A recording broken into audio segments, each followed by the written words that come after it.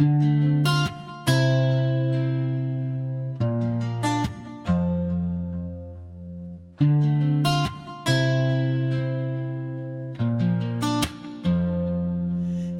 tayo'y pumasok sa pagpapamilya, napakasaya, lahat ay kinakaya. Lalo na nung tayo'y magkaanak na, inspirasyon natin sila.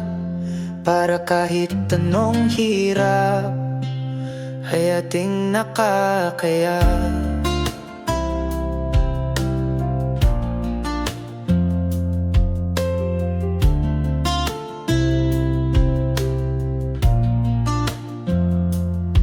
Habang ang mga bata ay lumalaki na, napakasaya pag sila'y ating nakikita. Bawat kilos at galaw nila, tayo'y napapasaya.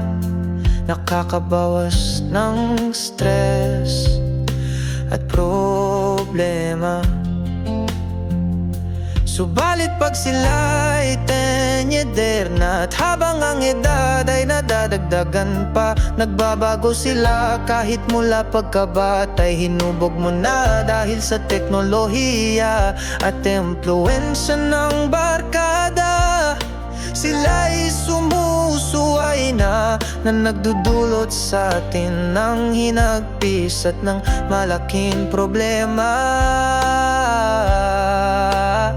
Gumagawa na sila ng mga bagay na di mo kinakaya, lalo na't paglabag dahil sa kagustuhan nila, kahit hindi pa nakahanda. Kala mo ay kayang-kaya, pinagpipilitan ng gusto, dahil daw ang nararamdaman ay mahal nila. Di mo akalain na sagutin ka na. Pasakit sa magulang ang ginagawa, dahil sila ay lumalaban na.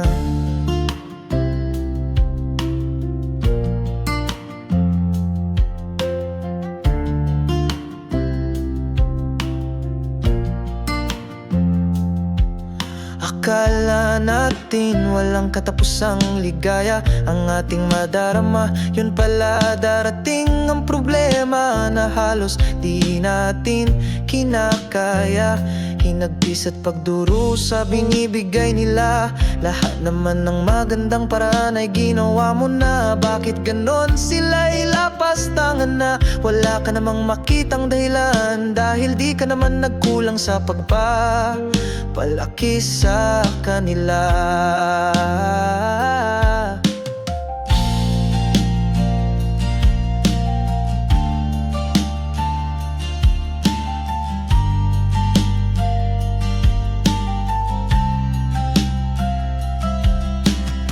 Mga anak, huwag niyong lapastanganin, kaming inyong mga magulang, huwag niyong isipin na kayo'y hinihigpitan, dahil lahat ng aming ginawa ay para sa inyong ikagiginhawa. Para pagdating ng panahon na kami wala na, maiiwan namin kayong may magandang alaala, dahil napalaki namin kayong may disiplina at may takot sa may gawa ng langit at lupa.